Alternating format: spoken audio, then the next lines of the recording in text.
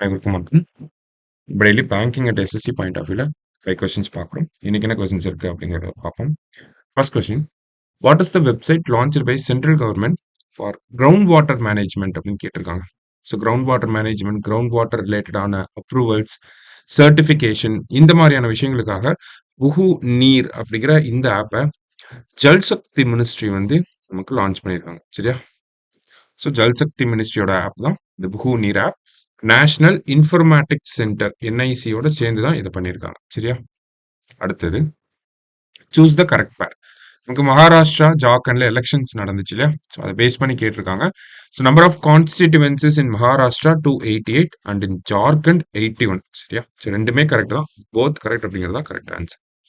Next one, India's rank இன் climate change performance index அப்படின்னு கேட்டிருக்காங்க. So climate change performance இண்டெக்ஸ்ல இந்தியாவோட rank 10th rank. இந்தியாவோட per capita emissions பார்த்தோம்னா 2.9 டன்ஸா இருக்கு ஃபார் இந்தியா. இதே குளோபல் ஆவரேஜ் பார்த்தோம்னா 6.6 டன்ஸா இருக்கு. சரிங்களா? இது குளோபல் ஆவரேஜ். அண்ட் தென் இந்த ரிப்போர்ட்ல ஃபர்ஸ்ட் 3 பிளேசஸ் வந்து எம்டியா தான் இருக்கும், யாரையுமே இன்க்ளூட் பண்ணல.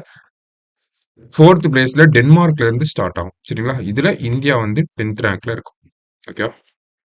Next one, border Gavaskar trophy is associated with which sport அப்படின்னு கேட்டிருக்காங்க. So it is associated with cricket. India Australia விளையாடக்கூடிய டெஸ்ட் கிரிக்கெட்டை தான் பார்டர் கவாஸ்கர் ட்ராஃபி அப்படின்னு சொல்லுவாங்க. ஓகே. இன்னைக்கு பெர்த்ல ஸ்டார்ட் ஆயிருக்கு. Last one, international criminal court has order the arrest of which leader அப்படின்னு கேட்டிருக்காங்க.